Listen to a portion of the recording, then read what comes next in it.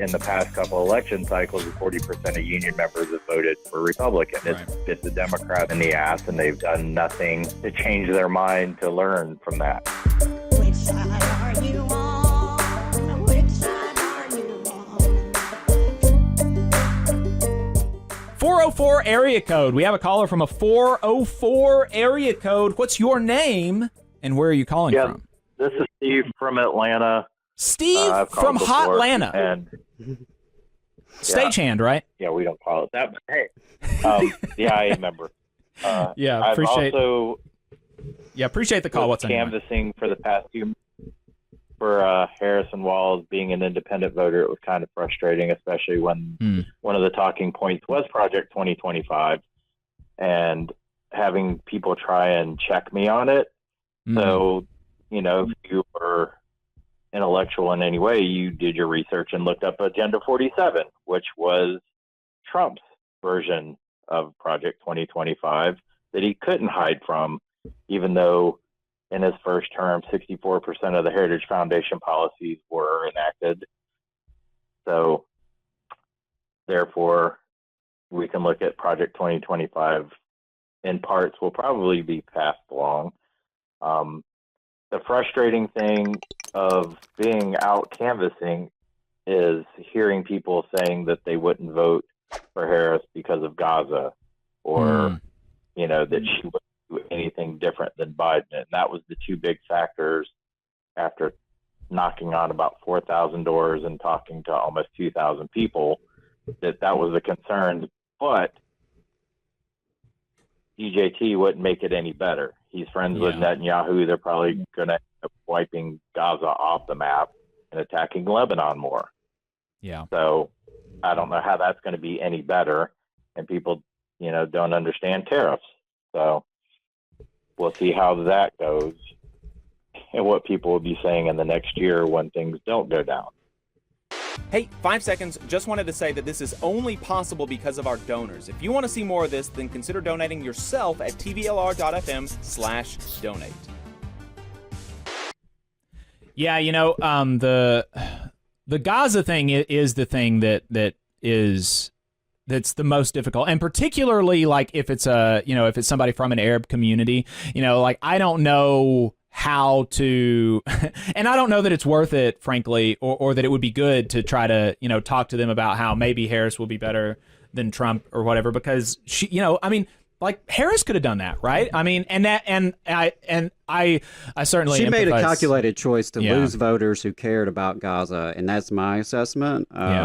I agree that, you know, I can be frustrated with people who maybe didn't think through how that calculation will work out, because I agree with your assessment that Trump will not be any better for Gaza. Were I in a swing state, I would have voted for Harris, but I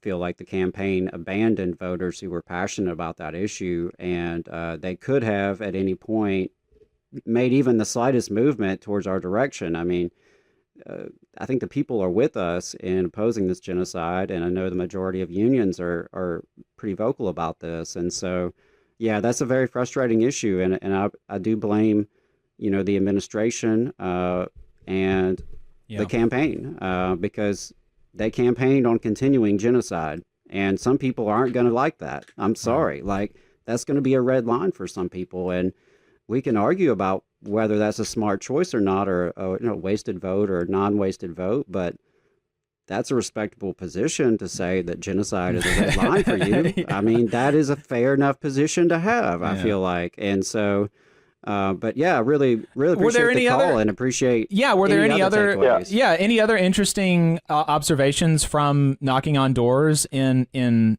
Hotlanta? That's my understanding of what the locals call it. No, that's the people who moved here.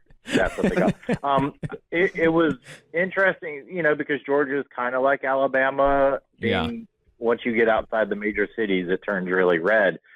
But going out into some of the suburbs, because I'm from out there, not seeing as many Trump signs this time as the past two. So it gave a lot of us this, I want to say, false sense of hope that Harris may do better in certain places.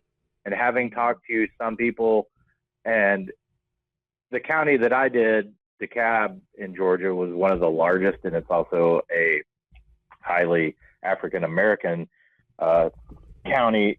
Talking to people that said that they would normally vote Republican, but not this time, and that was interesting. And then going out to the further general Trump lands and not seeing as many signs, again, it just felt like, oh, there's a chance.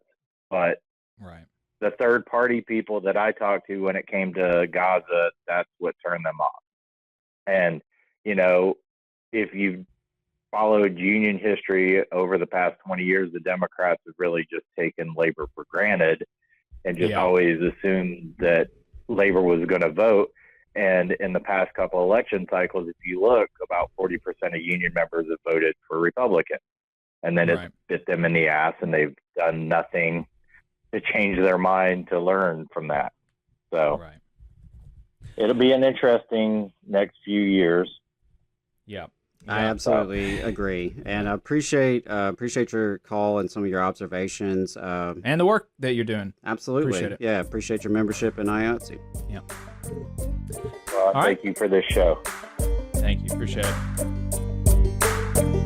You just saw a clip from the Valley Labor Report. We are live every Saturday morning from 9:30 a.m. till 12:30 p.m. And we pride ourselves on keeping all of our content free to everybody so that we can talk to as many working folks as possible. If you support the work that we're doing, you think that it's important, you think that it's good, then consider making a monthly contribution to the project, and you can do that on our website, tvlr.fm.